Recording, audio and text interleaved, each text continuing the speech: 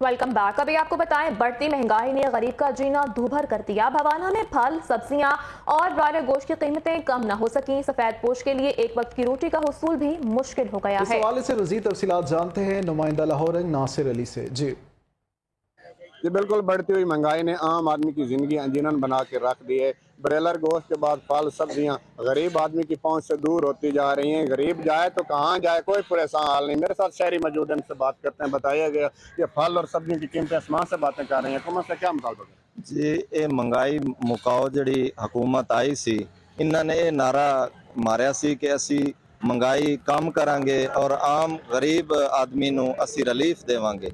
अज फलों का रेट वेख लो, 300 रुपए तो किलो अपना सेब है, 250 रुपए दर्जन केला है। उस तो बाद जी गोश्त है 800 रुपया गोश्त है बड़ा, छोटा गोश्त 700 रुपए तो है, अपना ब्रॉयलर गोश्त 700 रुपए तो फरोख्त हो रहा है।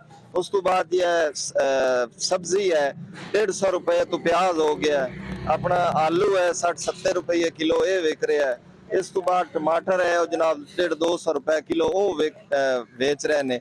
इस आम गरीब आदमी जड़ा है वो इस महंगाई के दौर च बहुत ही तंग है और खुदकशी तक लोग पहुंच गए ने।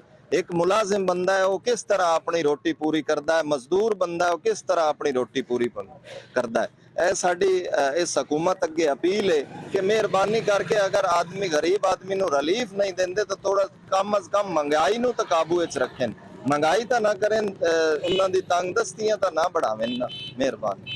जी बिल्कुल, शहरियों की बात आपने सुनी। उनका कहना है कि हम हुकूमत से मुतालबा करते हैं अगर गरीब आदमी को आप नासिर अपडेट कर रहे थे, बहुत शुक्रिया आपका। आवाम की दुहाई मार